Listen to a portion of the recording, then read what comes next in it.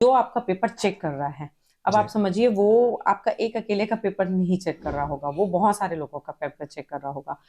तो अगर आप बहुत अच्छी राइटिंग्स में लिखे हैं, बहुत सुंदर राइटिंग है और अच्छा आकर्षित कर रही है वो चीज, तो डेफिनेटली उसके दिमाग में एक अच्छा इंप्रेशन क्रिएट करेगा।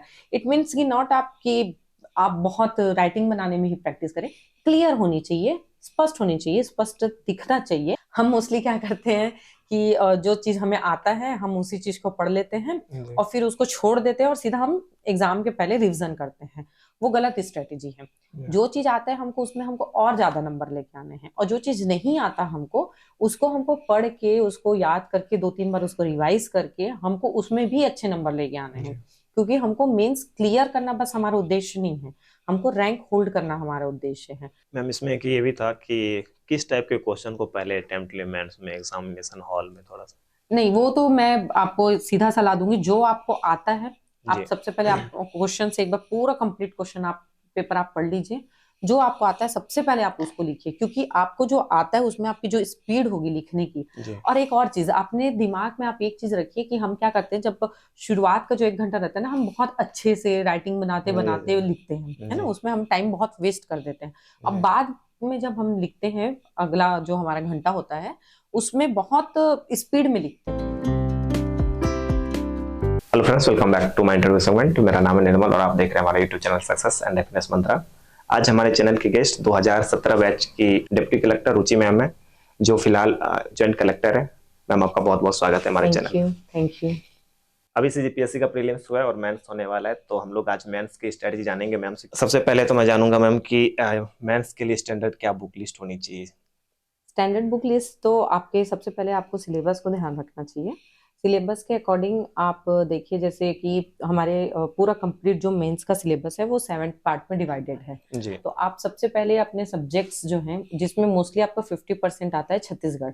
छत्तीसगढ़ के लिए अभी फिलहाल हमारे कोचिंग्स की जितनी भी बुक्स आती हैं, आई थिंक वो मोर देन सफिशियंट होती है। तो आप किसी भी कोचिंग की बुक उठा लीजिए। अगर कोचिंग की बुक उठाने के बाद में अगर पहला पहला राउंड आप कोचिंग की बुक्स को पहले कंप्लीट करिए। उसके बाद जब कोचिंग की बुक्स को कंप्लीट कर लेते हैं तब स्टैंडर्ड बुक्स में फिर आप जाइए। जी। उससे क्या होगी कि आपकी एक बेसिक तैयारी फ्रेमवर्क बन जाएगा। फ्रेमवर्क बनने के बाद में आप एक बेसिक स्टेज में आ जाएंगे। उसके बाद आप जब नेक्स्ट स्टेज में स्टैंडर्ड बुक से पढ़ेंगे तो वो आपकी फिर फाइन तैयारी होगी। जी। तो इसलिए मेरी सलाह रहेगी, पहले आप अपनी बेसिक तैयारी कर लीजिए, उसके बाद फिर आप स्टैंडर्ड बुक्स को रिफर करें। मैम सीजीपीएससी मेंस में कोचिंग की बुक जो है और एस्पिरेंट की खुद की जो नोटबुक होती है, ये दोनों कितना उपयोगी रहता है। डेफिनेटली बहुत उपयोगी है। जी। आप किसी भी कोचिंग की बुक या स्टैंडर्ड बुक जब आप पढ़ते हो तो आपको नॉलेज मिलता है उससे। आप उस चीज को जब पढ़ते हैं उसके बाद आपको समझ में आती है कि हमको वो आंसर कैसे प्रिपेयर करना है। और जब आप उससे अपनी खुद की नोट्स बनाते हो, वो आप अपने शब्दों में बनाते हो, अपनी समझ के अकॉर्डिंग बनाते हो। और जो उस नोट्स को जब आप एग्जाम के टाइम पे या उससे पहले जब आप रिविजन करते हैं तो वो आपको ज्यादा इजी होता है, जी। क्योंकि आपने वो नोट्स खुद ही बनाया हुआ जी। है। इसलिए प्रिपरेशन के लिए अपने नोट्स बनाना बहुत इंपॉर्टेंट है। जी। मैम कई सारे ऐसे एस्पिरेंट को देखा जाता है, वो टॉपर्स की नोटबुक कॉपी करते हैं और वो खोजते रहते हैं टेलीग्राम चैनल में टॉपर्स की कॉपी, टॉपर्स की नोटबुक। तो क्या वो सही है। हाँ, उसमें कोई प्रॉब्लम नहीं है। आप जी। टॉपर्स की नोटबुक भी रिफर कर सकते हैं, लेकिन उसके बाद आपको अपना एक नोटबुक बनाना ही पड़ेगा जो आपके लिए इम्पोर्टेंट हो। जी। देखिए, मोस्टली क्या होता है कि अगर आपका कुछ सब्जेक्ट ऐसा है जो वीक है, या कुछ सब्जेक्ट ऐसा है जो स्ट्रांग है, जिसमें आपको बहुत अच्छी पकड़ है, तो आप स्ट्रांग सब्जेक्ट्स के नोट्स नहीं बनाएंगे तो एक बार ओके है। बट अगर आपने अपने वीक सब्जेक्ट को फोकस नहीं किया और अपने वीक सब्जेक्ट को अपने नोट्स नहीं लिया, और जब उसको आप फिर रिवीजन करेंगे तो वो आपको फिर सेम प्रॉब्लम क्रिएट करेगा। जी। इसलिए आपको एटलीस्ट, अगर आप सारे सब्जेक्ट्स के नोट नहीं बनाना चाहते तो इट्स ओके, बट आपको अपने वीक सब्जेक्ट को फोकस करना चाहिए जी। और उसके नोट्स डेफिनेटली बनाने जी। चाहिए। और टॉपर्स की नोटबुक देखने से कुछ आइडिया तो आता है कि डेफिनेटली जी। आइडिया आता है, आपको समझ में आता है कि हमको किस टाइप के आंसर्स देने चाहिए, जी। किस टाइप की शब्दावली यूज करनी चाहिए, हमारी शैली क्या होनी चाहिए। वो जी। सारी चीजें समझ में आती हैं। जी। तो वो रिफर करने में कोई प्रॉब्लम नहीं है। जी। तो मैम एक ये भी क्वेश्चन था कि मेंस में हैंड राइटिंग का कितना इम्पोर्टेंट हो जाता है। बहुत इंपॉर्टेंट है। अब आप ही समझिए कि अ, आपको ये समझना होगा, जिस जो आपका पेपर चेक कर रहा है, अब जी। आप समझिए वो आपका एक अकेले का पेपर नहीं चेक कर रहा होगा, वो बहुत सारे लोगों का पेपर चेक कर रहा होगा। तो अगर आप बहुत अच्छी राइटिंग्स में लिखे हैं, बहुत सुंदर राइटिंग है और अच्छा आकर्षित कर रही है वो चीज़, तो डेफ़िनेटली उसके दिमाग में एक अच्छा इंप्रेशन क्रिएट करेगा। इट मीन्स कि नॉट आप बहुत राइटिंग बनाने में ही प्रैक्टिस करें, क्लियर होनी चाहिए, स्पष्ट होनी चाहिए, स्पष्ट दिखना चाहिए और एकदम सजा-वजा के ऐसा नहीं, वो कभी डिमांडेबल नहीं है। आप लेकिन सुंदरता का अर्थ ये नहीं है कि आप एकदम केवल राइटिंग में ही फोकस कर रहे हैं। सो कहने का अर्थ ये है कि आपकी राइटिंग पढ़ने लायक होनी चाहिए, क्लियर कट होनी चाहिए, पढ़ते समय उसको डिफिकल्टी नहीं होनी चाहिए। जी। क्लियर रहेगा वो इनफ है आपको। मैम अभी जो एस्पिरेंट अभी जो मेंस दिलाने वाले हैं तो उन लोग नोट्स बना रहे हैं अपना, तो अपना खुद का नोट्स कैसे बनाए? आपको पहले आपको डिवाइड करना पड़ेगा जितने आपके सब्जेक्ट्स हैं आपके सामने। जी। आप हर सब्जेक्ट के नोट्स नहीं बना सकते। जी। कुछ सब्जेक्ट ऐसे हैं जिसको आपको डायरेक्टली किसी के भी नोटबुक से प्रेफर करना पड़ेगा। वो मे बी स्टैंडर्ड बुक्स हो सकते हैं, मे बी किसी कोचिंग के नोट्स हो सकते हैं, मे बी आपके जो सीनियर्स हैं उनके नोट्स हो सकते हैं, कुछ भी हो सकता है वो चीज़ें। आपको लगता है कि मोर देन सफिशिएंट है और इसके मुझे नोट्स बनाने की ज़रूरत नहीं है, तो आप उसी बुक को एज़ इट इज़ आप प्रेफर कर लीजिए।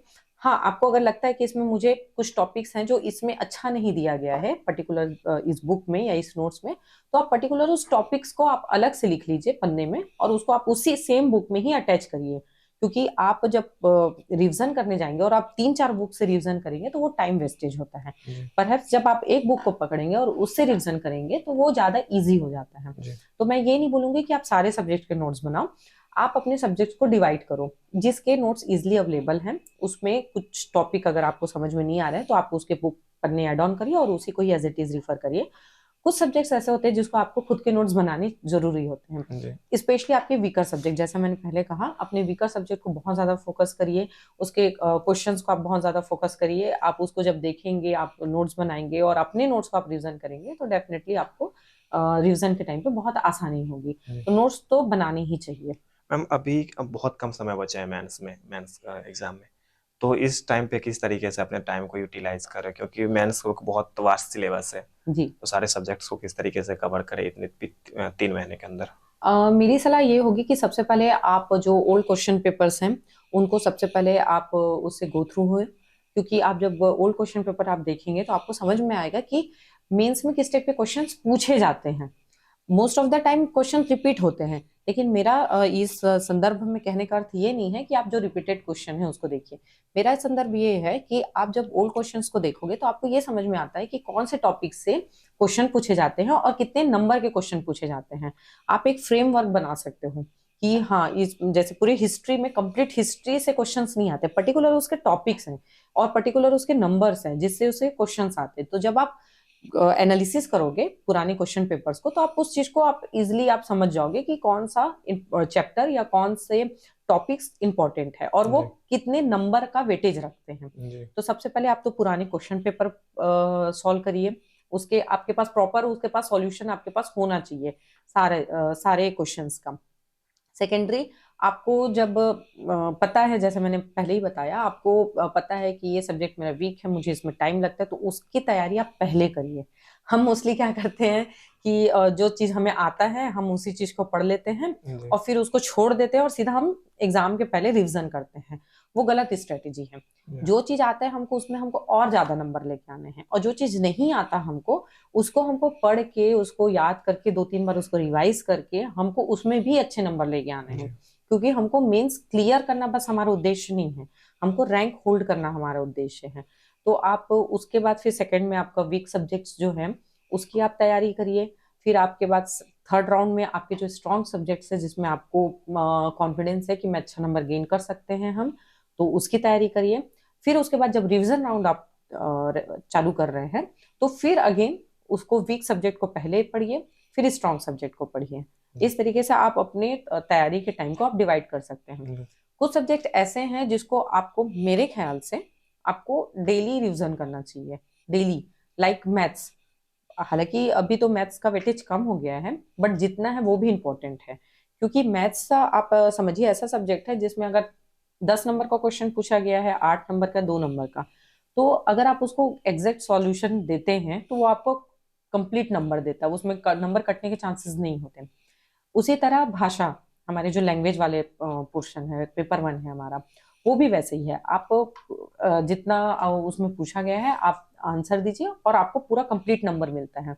जबकि अदर सब्जेक्ट्स जो होते हैं उसमें नंबर इधर उधर वेरी हो जाता है। हो सकता है उसमें कोई अच्छा राइटिंग लिख लिया तो उसको 4 नंबर मिल जाए, हो सकता है किसी को उसमें 3.5 मिले, हो सकता है किसी को 3 मिले। तो वो वेरी कर सकता है। बट ये ऐसा है कि अगर आपने उसका उत्तर दे दिया तो आपको जो जितना नंबर उसमें डिफाइन किया हुआ है उतना नंबर आपको मिलेगा। तो ये जो सब्जेक्ट्स हैं, लैंग्वेज का हो गया, मैथ्स का हो गया, ये सब्जेक्ट्स की तैयारी आपको हर 15 दिन में या वीकली आपको बिल्कुल रिवीजन इसको करना ही चाहिए। जी, ये तो मैम आपने अच्छा बताया पिछले 3 महीने में कैसे करना है। हम्म लास्ट के टाइम में थोड़ा सा बताइए कि लास्ट में एग्जाम से 15 दिन पहले, एक हम्म हफ्ता पहले किस हम्म तरीके से स्ट्रेटजी रखना चाहिए।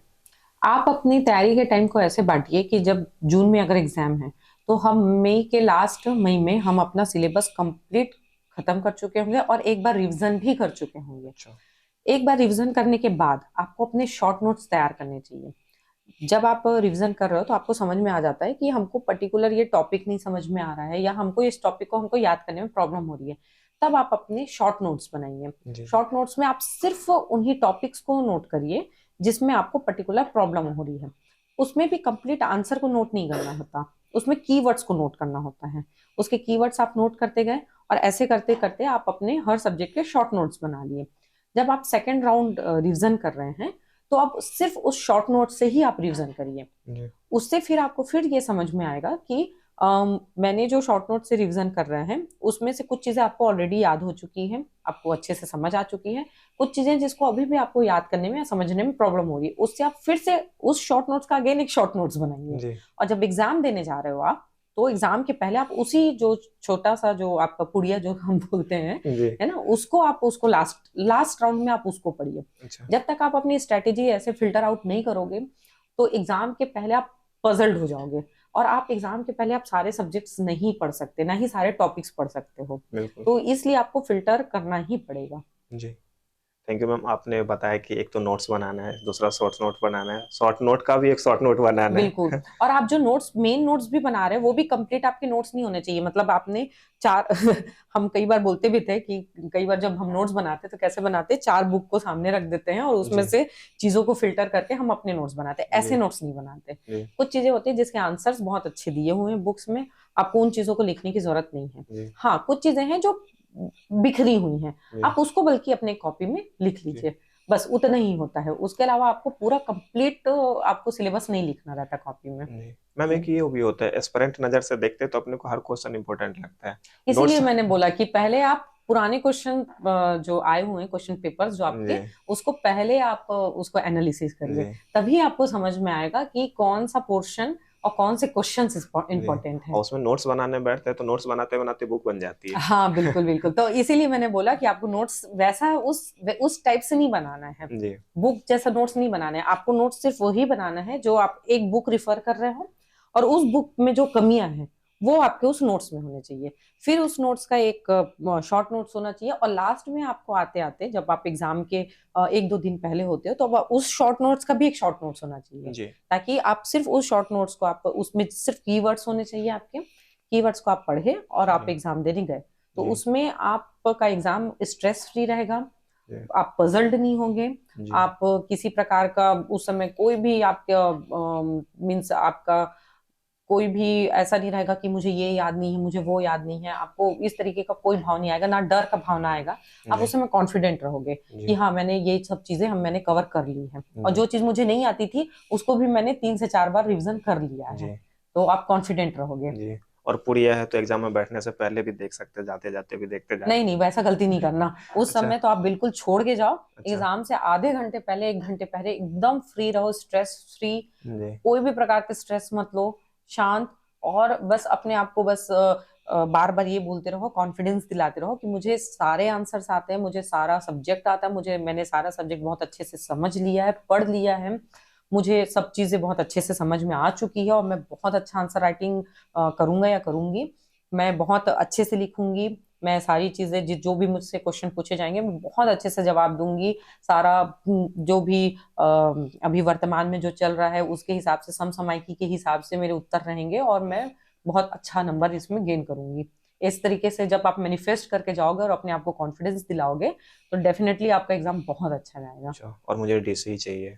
नहीं, ऐसा नहीं हो सकता है ना। आप ये चीज बोल सकते हो कि मैं बहुत अच्छा नंबर अरे लेके हाँ आऊंगी, और उसके बाद फिर नंबर लेके आना वो वहां तक आपके हाथ में है। जी। उसके बाद फिर नंबर देना वो फिर आगे अच्छा की प्रक्रिया है। जी और डेफिनेटली अगर आप मेहनत किए हो, अच्छा काम आपका आपने किया हुआ है, अच्छी तैयारी आपने की हुई है, तो आप बहुत अच्छा रैंक होल्ड करोगे। जी आपका बस इतना होना चाहिए कि वो जितने नंबर का पेपर है मैं उसमें ज्यादा से ज्यादा मार्क्स मैं गेन करूंगी बस। जी और पर्टिकुलर वही सब्जेक्ट, जैसे कई लोग क्या होते हैं कि प्रश्न पत्र एक आपने दे के आया और मान लीजिए वो किसी कारणवश बिगड़ गया, तो उसी के ही टेंशन में वो सेकंड पेपर भी अपना बिगाड़ देते हैं या थर्ड पेपर बिगाड़ देते हैं। जी वैसा नहीं करना है, आपका हर पेपर एक इंडिविजुअल पेपर है, जी आपको हर पेपर में गेन करना है। कई बार लोग क्या करते हैं कि एक पेपर का एक पोर्शन तैयार करते हैं और दूसरा पोर्शन छोड़ देते हैं। ठीक है, तो आप छोड़ नहीं सकते, आप वो अफोर्ड नहीं कर सकते, क्योंकि आपने मान लीजिए छोड़ा तो मतलब आप कंपटीशन से बाहर हो गए। जी तो आपको हर पोर्शन के, हर सब्जेक्ट के, हर टॉपिक की तैयारी करनी है आपको। फिर उसके बाद जब आप एग्जाम देने जाओगे तो आप उस समय आपका कॉन्फिडेंस बहुत अलग रहेगा। आपका फोकस सिर्फ ये होना चाहिए कि ये जो मैंने पेपर 1 में दिला रही हूँ उसमें बहुत अच्छा नंबर आना चाहिए। उसके बाद फिर दिलाया, अच्छा आया नहीं आया वो छोड़ दीजिए, खत्म वहां पे। फिर पेपर 2 पे फोकस, फिर कंप्लीट फोकस पेपर 2 पे, उसमें मेरा बहुत अच्छा आना चाहिए। फिर वो भी किनारे पेपर 3 पे, अच्छा या नहीं आया, मेरे पेपर अच्छा गया नहीं आया, वो एनालिसिस उस टाइम पे बिल्कुल मत करिए। एक बार पूरा पेपर 7 तक होने दीजिए, उसके बाद फिर एनालिसिस अगर आपको करना है पेपर 7 देने के बाद आप करिए, जी तब आपको सही समझ में आएगा। जी हर पेपर इंपॉर्टेंट है, हर पेपर का हर पोर्शन इंपॉर्टेंट है, हर पोर्शन का हर टॉपिक इंपॉर्टेंट है। जी आप किसी भी टॉपिक को अगर आप छोड़ के जा रहे हो या फिर किसी पोर्शन को छोड़ के जा रहे हो तो आप कंपटीशन से ऑलरेडी बाहर हो रहे जी। हो। थैंक यू मैम, आपने काफ़ी अच्छे तरीके से इस चीज़ को बताया और सारे सब्जेक्ट के बारे में बताया, डीटीए के बारे में भी बताया।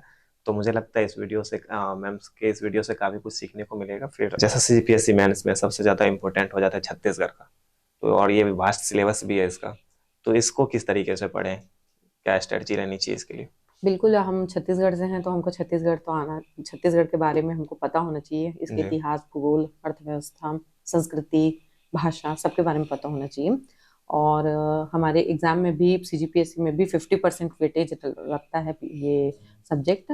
तो हमको इसके सारी चीज़ें, जैसे हम हिस्ट्री जब पढ़ते हैं, हम इंडियन हिस्ट्री पढ़ रहे हैं, हम उसी समय छत्तीसगढ़ हिस्ट्री भी पढ़ लें तो हमको फिर ये महसूस नहीं होगा कि हम कुछ अलग सब्जेक्ट पढ़ रहे हैं। हम बस ये समझेंगे कि हमने जैसे इंडियन हिस्ट्री पढ़ रहे हैं तो उसका पार्ट होता है प्राचीन भारत, मध्य भारत, आधुनिक भारत और एक छत्तीसगढ़ का, है ना। तो जी डायरेक्ट तो उसी में ही ये पूरा मर्ज हो जाता है। छत्तीसगढ़ का इतिहास और भारत का इतिहास कई मामलों में एक साथ सिमिलर चलता भी रहता है, तो आप जी साथ में पढ़ोगे तो आपको बहुत अच्छे से समझ में आएगा। जी मतलब काल वाल को उसके साथ में आप पढ़ोगे तो समझ में आएगा। सेम वैसे ही जब हम भूगोल पढ़ते हैं, भारत का भूगोल हम पढ़ते हैं और छत्तीसगढ़ का भूगोल पढ़ते हैं, अगर हम साथ में पढ़ेंगे, चट्टान वगैरह पोर्शन हो गया, खनिज के पोर्शन हो गए, तो ये जब हम भारत में पढ़ रहे हो छत्तीसगढ़ का पढ़ रहे हैं तो दोनों साथ में पढ़ेंगे तो वो भी आप साथ में कवर कर सकते हो। हाँ, छत्तीसगढ़ के भूगोल में कुछ चीजें एक्स्ट्रा और आ जाती हैं। फिर वैसे ही आप अगर संस्कृति कल्चर का पढ़ रहे हैं आप छत्तीसगढ़ का, तो वो भी आप भारत के जब कल्चर संस्कृति के बारे में आप पढ़ते ही हैं, असम के बारे में पढ़ते हैं, इधर अन्य राज्यों के बारे में पढ़ते हैं, तो इसमें भी साथ में ही छत्तीसगढ़ को पढ़िए। मेरा ये कहना है आप छत्तीसगढ़ को अलग मत करिए, आप साथ में जब पूरा कल्चर का तैयारी कर रहे हैं तो पूरा जब भारत का और छत्तीसगढ़ का साथ में करिए, इतिहास को साथ में करिए, भूगोल को साथ में करिए, अर्थव्यवस्था को साथ में करिए। वो कंप्लीट आप एक सब्जेक्ट समझिए उसको, जी और सब्जेक्ट समझ के करिए। और जब भी आप करेंगे तो छत्तीसगढ़ का आपको ज्यादा आपको ये होना चाहिए कि मैं इसके हर एंगल से जो क्वेश्चंस बनते हैं उसको मुझे नहीं छोड़ना है, बिकॉज 50% वेटेज है जी छत्तीसगढ़ का। जी। जी और इसका बेनिफिट भी हो जाता है, तैयारी में भी काफ़ी अच्छा हो जाएगा अगर इंडिया और हाँ, छत्तीसगढ़ को लेके साथ में चलते हैं तो। हाँ बिल्कुल, बहुत अच्छी तैयारी होती है इसमें। जी आप जैसे निबंध का पोर्शन है हमारा, हम इंडियन अगर कुछ सिनारियो में हम देखते हैं इंडिया के सिनारियो में और उसी चीज को छत्तीसगढ़ के सिनारियो में देखते हैं, तो हमारे दिमाग में क्लियरिटी बन जाती है जी कि हमको किस टाइप से उसमें निबंध को लिखना है। अगर भारत के परिप्रेक्ष्य में आएगा तो किस प्रकार से लिखना है, और अगर वो छत्तीसगढ़ के परिप्रेक्ष्य में आता है तो किस जी प्रकार से लिखना है। जी हर सब्जेक्ट को आप उसी परिप्रेक्ष्य में देखिए, जी। एक भारत के में और एक छत्तीसगढ़ के छत्तीसगढ़ में। का। और छत्तीसगढ़ को आप इग्नोर करने की कोशिश बिल्कुल मत करिएगा। जी अगर आप उसको इग्नोर करेंगे तो फिर बहुत प्रॉब्लम हो जाएगी जी। फिर। जी। तो ये था आज का हमारा वीडियो मैम के साथ। मैम ने CGPSC मेंस के बारे में काफ़ी विस्तार से बताया, तो आई होप जो विद्यार्थी अभी तैयारी कर रहे हैं, जो भी एस्पिरेंट हैं, तो उनके लिए ये वीडियो काफ़ी बेनिफिशियल रहेगा। तो और आपकी तैयारी जैसी चल रही है उसमें मुझे लगता है कुछ मदद होगी आपकी। तो all the best CGPSC mains के लिए। Thank you. मैम आप कुछ बोलना चाहेंगी? अ, जो भी आप तैयारी कर रहे हैं, मेंस की तैयारी आप कर रहे हैं, तो आप, जैसे मैंने पहले भी बोला है कि किसी भी पोर्शन को नहीं छोड़ना है, सारे पोर्शन को कवर करना है। लिखने की प्रैक्टिस करते रहनी है हमको, क्योंकि ये लिखने का एग्जाम है। अगर आप ये मिस कर गए कि मोस्टली हम लोग देखते हैं कि बच्चे ये आके बोलते हैं कि मुझे समय कम पड़ गया, तो जी समय कम पड़ गया वाला कोई सिचुएशन नहीं होना चाहिए। आपको राइटिंग की प्रैक्टिस उतनी स्पीड में होनी चाहिए कि आप उतने समय पे आप कवर कर सको। अच्छा, जी ये आपने क्वेश्चन नहीं पूछा, बट मैं आंसर करना चाहूंगी इस चीज जी का। जी आप जिस प्रकार से हम स्ट्रेटेजी तैयारी की बनाते हैं, सेम उसी प्रकार से स्ट्रेटेजी हमको एग्जाम लिखने की भी बनानी चाहिए। हमको क्या करना है, हमको समय दिया गया है, जितना भी हमको समय, मान लीजिए हम, हमारे पास में कंप्लीट समय है 3 घंटे का। उसको हमको अपने अपने अकॉर्डिंग, है ना, सबकी अलग अलग स्ट्रैटेजी हो सकती है, बट आपके अकॉर्डिंग आप पहले से डिवाइड कर लो कि आपको तो पता है कि किस टाइप से क्वेश्चंस आते हैं। तो मैं इतने नंबर वाले क्वेश्चंस पहले कर लेंगे, इतने 15 मिनट में या 20 मिनट में या आधे घंटे में। इतने क्वेश्चंस मैं आधे घंटे में कर लूंगा। वो अपने आपका मेंटल एक टारगेट होना चाहिए। क्योंकि जी जब आप, कई बार क्या होता है ना कि हम आंसर लिखते लिखते किसी एक को बहुत ज्यादा टाइम दे देते हैं या एक को कम टाइम दे देते हैं। उससे हमारे आंसर की क्वालिटी भी खराब होती है, और कई बार हमसे जो हमको आता रहता है एग्जाम में, समय कम होने के कारण हमको छूट जाता है। जी इसलिए आपको वो टाइमिंग को भी मैनेज करना है। आप पहले से प्रिपेयर कर लीजिए कि मुझे इतने क्वेश्चन आधे घंटे में कंप्लीट कर लेने हैं, इतने क्वेश्चन मुझे 15 मिनट में कंप्लीट कर लेने हैं। और उसी के अकॉर्डिंग आप घर में प्रैक्टिस करिए, 3 घंटा अपने आप को दीजिए। जो क्वेश्चन पेपर्स जो होते हैं, मॉडल क्वेश्चन पेपर्स होते हैं, या प्रीवियस ईयर के जो क्वेश्चन पेपर्स है, उसको आप घर में लीजिए। जो आंसर शीट जिस टाइप से आती है, उस आंसर शीट में ही आप लिखने की प्रैक्टिस करिए, घर में ही प्रैक्टिस करिए। उसको अपने टीचर से या फिर जिससे भी आप गाइडेंस ले रहे हैं, आप उससे चेक करवाइए। जब आप चेक करवाएंगे तब आपको समझ में आएगा कि उसकी शब्दावली में क्या अंतर आ रही है, या फिर आपके लिखने के पैटर्न में क्या चीज आ रहा है। मोस्टली कई बार क्या होता है कि हम 3 लाइन का आंसर लिखते हैं। अच्छा हाँ, ये भी मैं एक बात बोलना चाहूंगी कि कई बार क्या होता है कि हम 3 लाइन का आंसर लिखते हैं, हमको लगता है कि हमने तो 3 लाइन लिखा था, पर हमको कम नंबर क्यों मिला, उसको क्यों नंबर ज्यादा मिला। तो अंतर ये जो दोनों को कम नंबर या ज्यादा नंबर मिलने का है, वो इस वजह से है कि उसने 3 लाइन में ज्यादा इंफॉर्मेशन दी, जी है ना, और आपने उस 3 लाइन में कम इंफॉर्मेशन दी। जी आपने ऐसे ऐसे शब्दों का चयन किया जिसमें कम इंफॉर्मेशन पास हो रहा है। उसने, कई बार हो सकता है उसने कुछ ऐसे शब्दों को चयन किया जो बहुत सारे अर्थ को रखा हुआ है, जी तो इसलिए आपको अपनी शब्दावली अच्छी आपको रखनी पड़ेगी। जी आपको हो सकता है कुछ ऐसा उसने मुहावरा या ऐसा कहावत उसने कोट कर दिया जिसमें सारांश में सारी चीजें आ गई, जी जी है ना, तो जी आपको अपने मुहावरे, कहावतें, ये सब चीजों को आपको रखना पड़ेगा उसमें। आपके जैसे मेन मेन सब्जेक्ट्स हैं, ये सब चीजें आप निबंध में कर सकते हो। लेकिन आपके मेन सब्जेक्ट्स है, जैसे इतिहास हो गया, भूगोल हो गया, या फिर कुछ अंतरराष्ट्रीय वाले सब्जेक्ट हो गए, दर्शन शास्त्र हो गया, समाज शास्त्र हो गया, तो उन सबकी एक शब्दावली है। आपको शब्दावली को जानना ही पड़ेगा, उसको जी पकड़ना पड़ेगा उसको। और जब आप उन शब्दावली में आप उत्तर देते हो तो वो बहुत अच्छा उत्तर माना जाता है। माना क्या जाता है, वो डेफिनेटली बहुत अच्छा उत्तर होता है। अगर मैं हिस्ट्री की टीचर हूँ और मैं चेक कर रही हूँ, और अगर आप मुझे उस फ्रेम में आप मुझे आंसर दे रहे हो, तो मुझे बहुत अच्छा लगेगा वो चीज। तो जब मैं आपको नंबर दूंगी, तो मैं डेफिनेटली आपको ज्यादा नंबर दूंगी। जी वहीं पे कोई अगर कोई काम चलता भाषा में अगर लिखा हुआ है उस उत्तर को, तो मैं भी उसको काम चलता नंबर जी दूंगी। तो ये कई बार जो एस्पिरेंट्स होते हैं वो ये समझ नहीं पाते। वो उनको लगता है कि मैंने भी तो वही आंसर दिया था जो उसने दिया था, लेकिन उसके आंसर देने की जो उत्तर शैली थी और आपकी उत्तर शैली है, वो दोनों में अंतर था, इस वजह से नंबर में भी अंतर हुआ। जी तो आपको ये भी ध्यान रखना चाहिए कि आपको राइटिंग प्रैक्टिस, मतलब कई बार क्या होता है कि हम सोचते हैं कि हम स्पीड में लिख रहे हैं तो वो हमारी राइटिंग प्रैक्टिस है, या फिर हम कुछ आंसर है, हमने आंसर को लिख दिया और वो हमारी राइटिंग प्रैक्टिस है। मान लीजिए वो 30 शब्द में है या 60 शब्द में है, हमने उस चीज को 50 शब्द में ही लिख दिया, ऐसा नहीं है। आपको वो पूरा एक अपॉर्चुनिटी दिया गया है कि आप 60 शब्दों में अपनी बात बताओ, तो आपको 60 शब्दों में ज्यादा से ज्यादा इंफॉर्मेशन देनी है, जी पर्टिकुलर उस टॉपिक से रिलेटेड, है ना। तो आपको ये सब चीजें ध्यान रखनी पड़ेगी। जिस तरीके से हम मेंस की स्ट्रेटेजी बनाते हैं, सेम वैसे ही हमको एग्जाम लिखने की भी स्ट्रेटेजी बनानी चाहिए। जी हमको सारा चीज अपना, जब हम अच्छे से रणनीति बना के जब मेंस का एग्जाम देंगे, तो डेफिनेटली हमको बहुत अच्छा नंबर आएगा और अच्छा रैंक भी आएगा। मैम इसमें एक ये भी था कि किस टाइप के क्वेश्चन को पहले अटेम्प्ट ले मैं इसमें एग्जामिनेशन हॉल में थोड़ा सा। नहीं, वो तो मैं आपको सीधा सलाह दूंगी, जो आपको आता है आप जी सबसे पहले आप क्वेश्चन से एक बार पूरा कंप्लीट क्वेश्चन आप पेपर आप पढ़ लीजिए। जो आपको आता है सबसे पहले आप उसको लिखिए, क्योंकि आपको जो आता है उसमें आपकी जो स्पीड होगी लिखने की। जी और एक और चीज अपने दिमाग में आप एक चीज रखिए कि हम क्या करते हैं, जब शुरुआत का जो 1 घंटा रहता है ना, हम बहुत अच्छे से राइटिंग बनाते बनाते लिखते हैं, है ना, जी उसमें हम टाइम बहुत वेस्ट कर देते हैं। अब जी बाद में जब हम लिखते हैं, अगला जो हमारा घंटा होता है उसमें बहुत स्पीड में लिखते हैं, और उसमें जो हमारी राइटिंग ऊपर नीचे होती है वो समझ जी में आने लगती है। जी इसीलिए मैंने बोला कि हर क्वेश्चन के लिए आपको एक दिमाग में फ्रेम बनाना पड़ेगा कि मुझे इतने शब्द वाले क्वेश्चन के लिए 5 मिनट देना है, इतने शब्द वाले क्वेश्चन के लिए 10 मिनट, इतने के लिए 15 मिनट। जी आपके दिमाग में जब वो फ्रेम बना रहेगा और घड़ी चलती रहेगी, आप अपना आंसर लिखते रहोगे, आपको समझ में आ जाएगा कि जी मुझे इतने समय तक के इतने क्वेश्चन मुझे कंप्लीट करने हैं। तो जब भी क्वेश्चन पेपर आपके सामने आए, तो सबसे पहले तो आप वो क्वेश्चन अटेम्प्ट करो जो आपको आते हैं, है ना, लेकिन वो टाइम लिमिट में। आप जी उसमें ज्यादा समय मत लीजिए, टाइम लिमिट में अपने आप को प्रिपेयर करिए और उसको पहले कंप्लीट करिए। उसके बाद सेकंड राउंड में वो क्वेश्चन लीजिए जिसको आपको लगता है कि मुझे थोड़े से सोचने पड़ेंगे, है ना, कुछ कुछ मैं सोचूंगा, कुछ थोड़ा सा मंथन करूंगा तो मुझे समझ में आ जाएगा और मैं आंसर राइटिंग कर लूंगी। तो वैसे क्वेश्चन को आप सेकंड अटेम्प्ट में लीजिए। थर्ड अटेम्प्ट में आपके वैसे क्वेश्चन लिखिए जिसके आपको आंसर नहीं पता या बहुत कम पता है।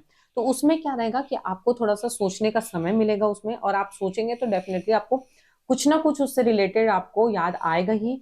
आपको कुछ आपने कभी पढ़ा होगा पुराने, या फिर कभी दोस्तों के साथ डिस्कशन किया होगा, तो कुछ ना कुछ आपको समझ में आएगा। लेकिन आपको तभी आप उस चीज को फ्रेम कर पाओगे जब आपको समय मिलेगा उसको सोचने का। जी आपको कई बार मैंने देखा है, मतलब हम भी जब पढ़ते थे तब भी देखा है, शॉर्टेज समय का सिर्फ उन्हीं को होता है जो एग्जाम लिखने की प्रैक्टिस नहीं नहीं करते। करते। अगर आप एग्जाम लिखने की प्रैक्टिस करेंगे तो आपके पास लास्ट का 10 मिनट बचा ही होगा, जी जिसमें आपको ऐसे क्वेश्चन अटेम्प्ट कर पाओगे जिसको मैं बोल रही हूँ, जो सोच के जो सोचने जिसको वाले। आपको लिखना जी पड़ेगा। जी तो आप इस तरीके से अपनी स्ट्रेटेजी जी। बनाइए। और जैसा आपने बताया भी कि जिस तरीके से एग्जामिनेशन हॉल का जो माहौल रहता है उसी वाले माहौल पे अपने को रूम में तैयारी करनी है, हाँ हाँ, तो उससे अपना टाइम हमेशा आपको पता चल जाता है कि कितना टाइम में किस क्वेश्चन को बिल्कुल। किस तरीके से। आप अपने घर में, अपने स्टडी रूम में, या फिर जहाँ पे भी आप पढ़ रहे हैं, लाइब्रेरी वगैरह, जी आप जी अपने आप को टाइम पे बांधिए। मैं जी बार बार मेरा कहना ये है कि आपके पास अनलिमिटेड टाइम नहीं है। नहीं। आप घर में भी आप जब वो आंसर राइटिंग कर रहे हो तब भी आपके पास अनलिमिटेड टाइम नहीं है। जी आप अपने आप को टाइम में बांधिए कि मैं 30 शब्द के क्वेश्चन को इतने टाइम पे कंप्लीट करना ही करना है, है। मुझे 60 शब्द वाले को इतने टाइम पे कंप्लीट करना ही है। जी आप जब तक टाइम में नहीं बांधेंगे आपका टाइम वेस्ट होता रहेगा, जी और टाइम वेस्ट होना मतलब आपको रैंकिंग से दूर जाना है। जी। मुझे लगता है इसकी प्रैक्टिस हो जाएगी तो फिर घड़ी देखने की जरूरत भी नहीं। हाँ, वो जी आपको फिर आपका माइंड में एक फ्रेम बन जाता बन है। जाता है। जी। जी मैम, काफ़ी अच्छे तरीके से उन्हें बताया आपने, मुझे लगता है इससे काफ़ी बेनिफिट रहेगा स्टूडेंट को। तो जी, thank you for watching and all the best. Thank you.